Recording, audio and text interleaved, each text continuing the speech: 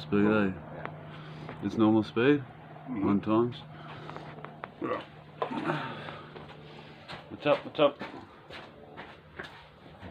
Yeah, this is Bboy Seiz, and I'm Bboy Seiz, and I've got with me, I'm Bboy Seiz from the Allstars, and I've got with me Mick, little Jade from the original Allstars as well, which consisted of like eight really focused b-boys back in 88, 89, in the early 90s. But little Jade, Busk, myself, Exit and Peter Frickman was sort of quite active as a team, as a crew. So I've got little Jade here, Mick, and I've known him for many years, but he's a hard man to catch. But through this interview, he'll set the record straight on where the helmet came from, and I want to talk to him about his past experiences with b-boying, like what he got into, how he got into it and all that sort of stuff. So anyway, so here's Mick, little Jade, and pretty unorganised here, but we'll figure it out. So dude, how did you get into breaking? Okay, how to get into breaking? When did you start? Like at what time in your life did breaking hit your shores? Like you just went, yeah, wow, this is it. Okay, well, how long does this interview go for? It's going for a little while. Well, yeah, just like Busky was like a sort of a mate, his mum and my mum. Busk, yeah, and so but you know, him and his friends used to break at the school with cardboard, but I like used to, you know, like rip up the cardboard and smash the stereo. And, oh yeah, pick on it. Yeah, right. I knew Simon, but it just pick on it. Yeah, I really didn't like it. Then I seen him in a football game, just by himself. He still was breaking, you know, 6-7 months later, and he said, "I'll show you my turtle." And he does this turtle like $1.4, like turtle. better. Yeah. It was amazing, and I said, "Man, you're really getting good at this stuff now. You know, you're still doing this crap, man." Because like in the 80s, like 84, 83, 84, it hit Australia. It was really big. Yeah. And it sort of faded off. Everyone really quickly as well. It was really massive. Kind of stopped. But then it faded off around 86 or something, 85, 86, and then no one was doing it, sort of thing. So you were starting to really get a grip of it. I tried to do a little turtle like he did. It was hard, you know, and he was good at it. And I guess ever since then, also Clip and Troy, they lived in Simon Street as well, yeah. And so we had a crew called 01. 01, yeah, from the record book. Yeah, basically 01. That record, yeah. It was I think it was Taz and Seek. No, I was Micro. Simon was like Taz or something. Troy was Tron. I mean, it was literally like that. Yeah, it's like the 80s name. You know, Mick was Micro. Troy was Tron. You know? And Clip. Yeah, I remember those boys. They were good at their martial arts in that age. So I've got a few questions here, bro. And from your experience, because a lot of these stories get told by myself and my twin Exit, so I'm trying to get some of these lads in to actually have their experience told. So first let's start with the video with Jewel. So basically there was this video, a secret video, Jewel had it. He went over and stayed with the guys and, you know, hung out with them and got to meet them, with Little Caesar and Walco. Yeah, and the video that he got back was, you know, it was just amazing, obviously. And it had that show in it with Kuyaki in Buckfall and Ozrock, and he threw down, we thought it was water, but his Mormons spoke to me in MC Bard, Hawks. And they said it was ice. He said, "Yeah, man, he threw the ice down on the stage." It was ice. Yeah. He does it bareback. He throws the ice down and he has his shirt off. He's in his undies or something. Like Queensland style. Barebacks. Yeah. But this is in a club, you know. And But how did you know about the video, and how did you come about getting the video? And well, we went all the way down there. To Melbourne? Me and Peter Frickman, Jason Murphy met us on the way. He jumped on the bus at Sydney. Yeah. You know, he was playing football for Redbone. Yeah. And we went down there, and but the video still wasn't transferred into Australian format. It's been American format. It's different. Yeah, and I mean, no one was breaking anymore. Yeah, it's pretty much faded. Yeah, graffiti was popular. Every train was completely covered. Because you did a bit of graffiti too as well. Yeah.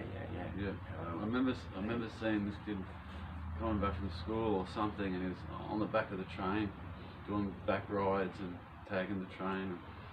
Pretty wild. Yeah, we used to do stuff like that, like jump downs and stuff like that, and yeah, run heaps of people.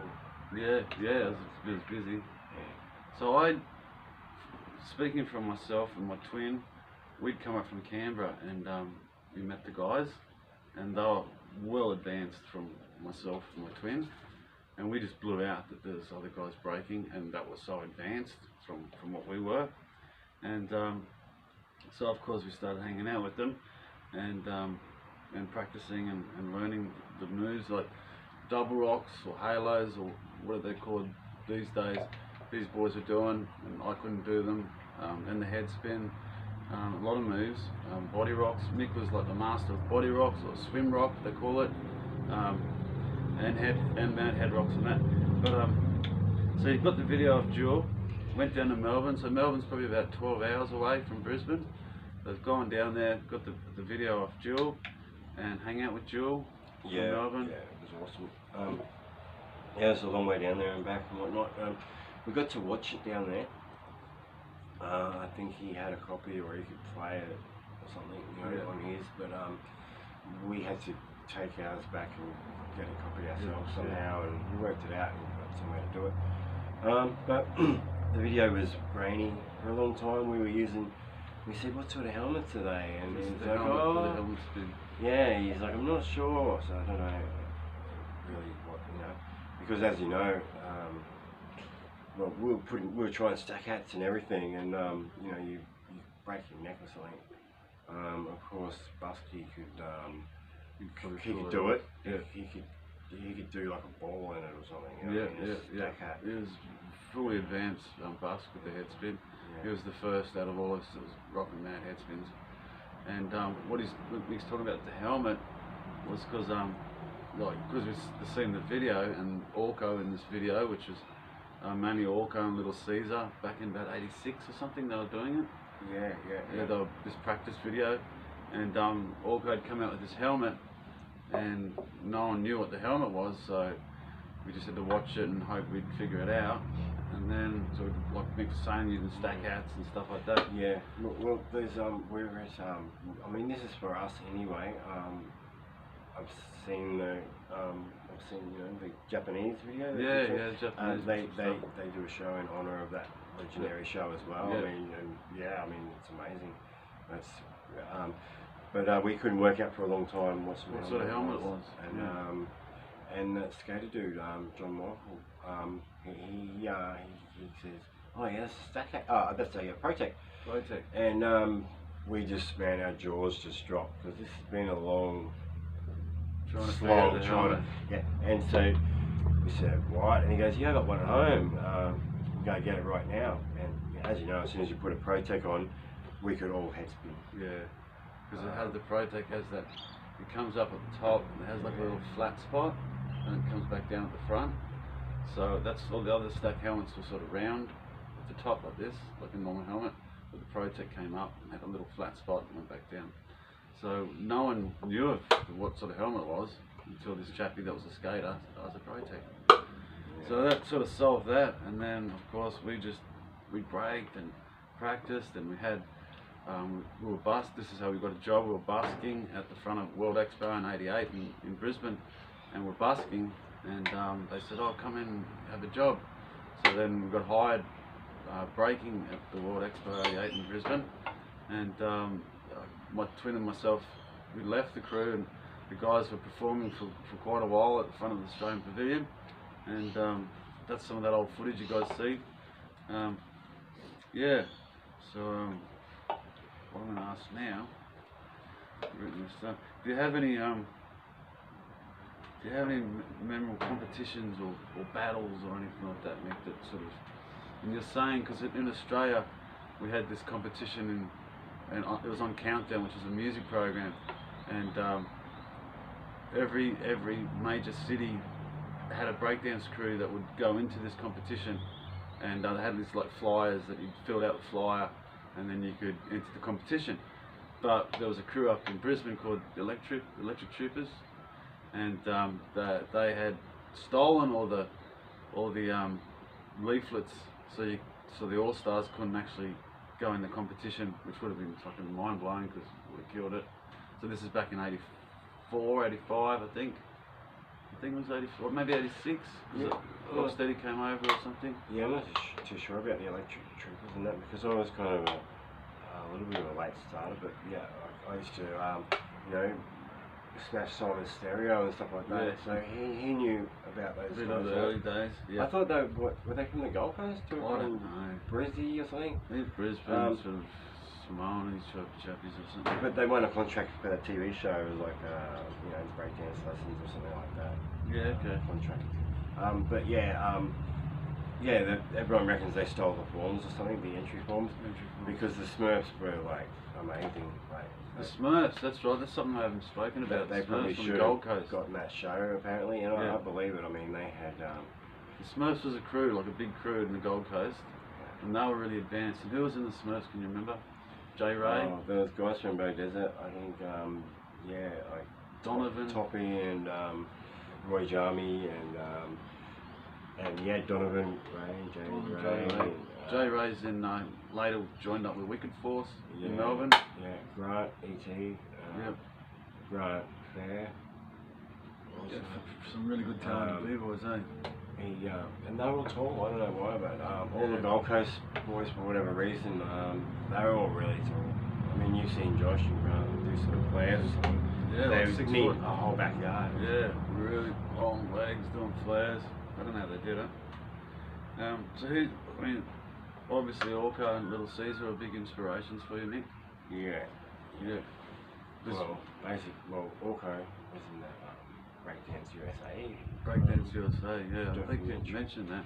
There was a documentary or a movie that came out in the early '80s called Breakdance USA. Yeah, it's just And- a bunch of back. Yeah, it was like videotaped, like it was on a stage, and just people would come out and do it like a bit of a show. It was a bad quality video, but there was a battle, like a set-up battle between two crews, and there was a chappie in there with a blue hat, which is Orco. He does the pedal spins, and he does a head spin, but he's pedaling like this, pedal, pedal, pedal. And there was another chappie in it with the red, what's that called, that bandana thing on your head, and that was Ozrock, wasn't it? Ah, yes, the thing that Yeah, and so that's what we'd seen of them, but we hadn't seen the latest stuff, which was later come on, where Orco's doing the split taps and stuff. That's where Allstars got the inspiration to do the split taps. But we took it to other levels. We made up different sort of tricks and stuff with the head spin. But we give it hats off to Orco for inspiring us there. Yeah, well, yeah, that, even in the old days of that video, Breakdance USA, I mean, Orco was just, he was wearing jeans and a t-shirt. You look cool, eh? Singing that, eh? Just cool. Yeah, he wasn't really trying to be full like b-boy, you know what I mean?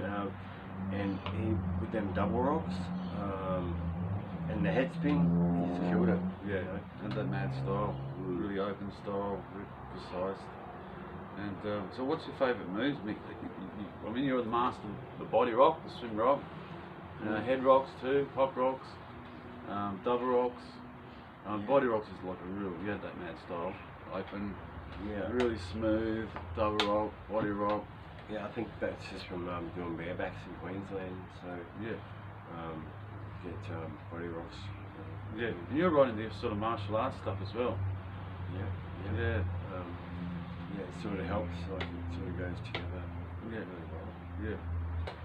And so what did you do when you stopped breaking? You just got more into your martial arts, a bit of wrestling and training in wrestling and stuff? Yeah, I've done heaps of martial arts and stuff like that. Yeah, I guess, I mean, in the kitchen, I've been doing lately breaking and some kung fu Yeah, training. you're saying. What else? And I've been doing a lot of skating and push bike, So just to get from A to B. Keeping active. Yeah, and so even my kung fu is like literally walking from here to there, and sort of integrate it into. It doesn't take up any time whatsoever. Yeah. And breaking. My favourite moves. I'm trying to do something in the kitchen floor with no padding, no anything, because you know, as we talked about earlier, like I don't want to say to my grandkid or something. Yeah. I used to be able to do this, used to be able to do that. Yeah. And, well, you should be able to have a little routine, like the old men of capoeira, like they don't do like big aerials anymore. But I'm telling you, they're really good, man. Yeah. Just doing sort of floor work, back overs, and they're 90, you know. Yeah. Wow. I think you did mention that. So you're keeping fit. And why do you think you stopped? You just sort of, for you just sort of fell away from it, or couldn't see it going? Like breaking. Well, we just fell apart. We sort of went different ways, didn't we? We were the only crew. Yeah. And there was no one. It was very lonely. Yeah. There was no one cheering for us anymore. No, you're right. It was a lonely kind of a. Yeah, we were hardcore and it was fun, you know, flying around, you know, that feeling, and, you know, I love it, but it's... We're all street kids and that, getting in a bit of trouble and stuff as well. Yeah, it gets hard to keep it up, you know, when, Yeah, when you're not making money and you're not surviving and stuff. It's easy when it's popular, you know. Yeah. It's like the martial arts stuff was hard, like say competing. I was competing when I was much older. Yeah. The young guys, like, they're 20, you know, if they go into the cage fighting and they win a fight, you know, don't get laid. Yeah. But if you say a husband, you get into it as an older dude, you win a fight, you know, your missus would just go, oh yeah, good on you, hurry up, take your garbage. Yeah, true. So something I want to bring up is this is how dedicated Mick was, and it always spun me out, but he got built in his backyard like a cement pad. It was about this high off the ground, and it was a good size, like cement pad, just a pad on the ground, just to practice on. I thought, man, that's dedication. Like, that's fucking mad dedication. Like, to pay for someone to come and build this little stage on your backyard grass, just so you can practice. No, it's fucking like that, man. That's dope. yeah, it was pretty cheap. It was pretty cheap, and you know, only problem was I was a little bit just off the ground. It would be good if it was exactly on level. So if you're spinning, you'd come off or something. Or... Oh, well, it was totally flat, so that's the idea of it. It was mainly a head spin area, but yeah. Yeah, it was mad. But inside the house, I had the master bedroom. Yeah. And all that was in there is like a little single mattress, and I just leaned it up against the wall, and that was all the break area as well. Yeah. We loved it, didn't we? We were all so passionate about it. Yeah, you live it when you're a kid. Yeah. So I'm gonna sort of leave it there. Yeah. Is like anything you want to say, or give love to anyone, or anyone that's when of course, Bask was a good friend of Mick's. They were sort of the duo, Mick and Bask. I guess just I don't know. Shout out to bloody Orco and Air Force, those guys, Bboy Seiz and and Jewel for bringing that great video, things, Jewel. Bring that video back to Australia, and and yeah, man, just like, kicked off a whole worldwide. Well, once you put, you know, as you know, once you put that helmet on, and anyone can head spin then, and so what head spin's changed to, okay, just both legs are just straight now. You just faster and faster and faster, and then you can go up and down into your moves and that, instead of a normal jumping. And our whole style changed. Like all our other breaking just elevated. Man, one of those, man. Bless you, mate. Legend. Thanks, man. Love you.